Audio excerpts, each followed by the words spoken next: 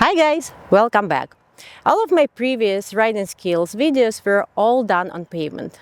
But those of you who pay attention to my bike or saw my GS trophy video probably noticed that I don't do all of my riding on streets. So I think today it's time to start talking about taking first steps into places where there is no pavement. I don't want to say off-road riding yet, it's such a huge topic. My goal for today is to help you make the first step off the pavement and feel safe doing that. This way, if you ever find yourself on a road or trail that isn't paved, you don't necessarily have to turn around. The first thing that we need to learn is to stand up on paths when the terrain gets loose. Our body will work as natural suspension. Your bike will move and shift under you, but the body will keep it in balance. In stressful situations, we instinctively tend to tense. So our legs and our arms become really rigid. Don't do this because it reduces your mobility and leads to increased fatigue. Try to stay centered over the pegs and try not to put your weight on the steering because that's only for telling the bike where you want to go, not to hold your weight there.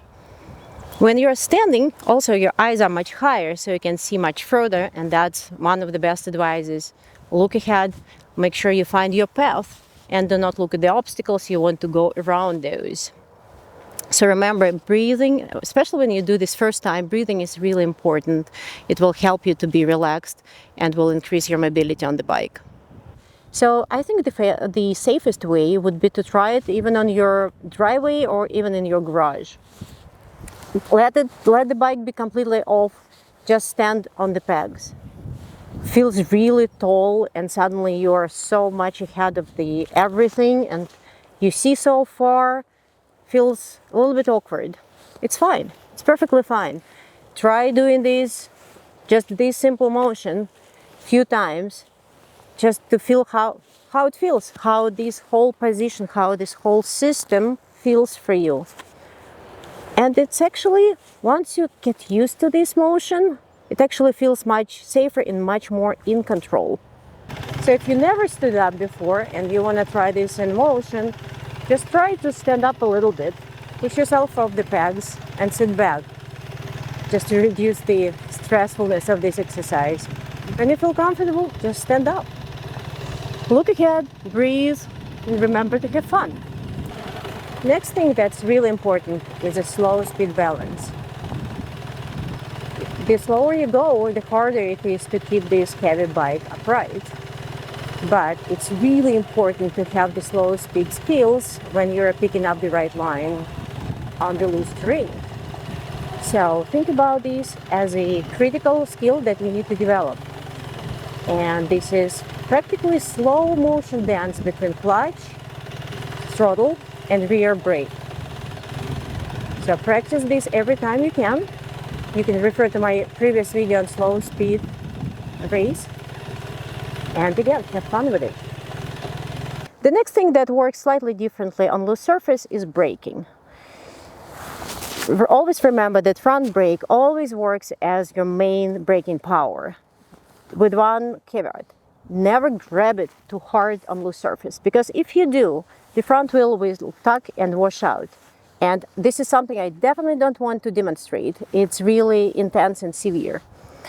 The rear brake becomes much more helpful and much more used compared to regular road driving because it serves as an anchor. It helps you to balance and settle down the bike. When you're standing up, keep practicing using your rear brake. Make sure not to grab it too much. And don't be shy applying front brake. Just make sure not to grab it too hard. Acceleration on loose surface also requires a smooth touch. Make sure to apply throttle carefully and do not jerk it, because if you do, this happens. Advanced riders use these for certain techniques, but since we are just starting, avoid doing that. Be smooth with the clutch, be smooth with the throttle, just slip the clutch, and always be in control. So off-pavement riding is actually about significant mental shift. This is not about pushing limits. This is about riding at 80% of your abilities, making sure that you leave 20% for any surprises. There is no shame in turning around if you hit a trail or road that's beyond your limits. Just turn around. Live to ride another day. Start practicing on easier roads like this one, heavily packed dirt road, and build up from there. Don't be afraid of dropping a bike.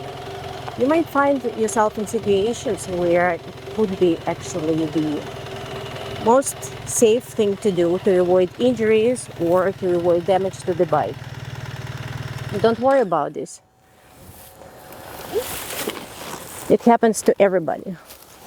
Don't panic, it's just a machine. It could be fixed and it could be touched up with paint or anything. Most importantly is your safety.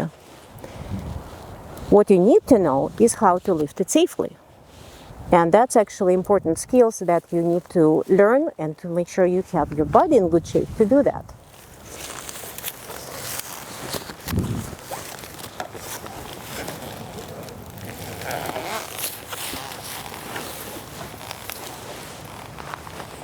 This is a serious skill, and this is why I have a separate video on this. I really recommend you watch it and pay attention to all of the details, because ultimately this is about your safety. On the road, you have rules and limits. Off-road, you have endless number of situations that you might find yourself in. So you have to start thinking out of the box. Like I just lifted this bike, I had immediately to go and look for a rock because my kickstand was sinking badly, and this big boy is really hard to upright. In the foresty situation, you might find that it's much easier to lean the bike against the tree, for example. Just overall, think that you will be facing so many interesting scenarios that you will have to come up with solutions you never thought of. And that actually keeps off-road riding so exciting because there is no prescription. Before heading out, make sure to do a quick bike check. I would start with the levers adjustments.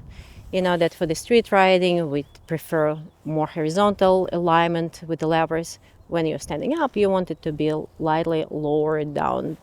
If possible, swap street tires for a set that's more off-road friendly. You probably don't need something as serious as mine, but I would definitely recommend something that's not pure road tires. Bike protection like hand guards, crash bars, and skid plate, they are not mandatory, but they will definitely help you in case bike goes down. If you're carrying luggage, keep it low and centered. That's all for this introduction. This is just the first step in a much bigger world where you potentially cannot get in the car. In the next videos, we'll talk more about safety, bike preparation, and more advanced techniques. And for now, just get out, practice, and most importantly, have fun. Thank you for watching.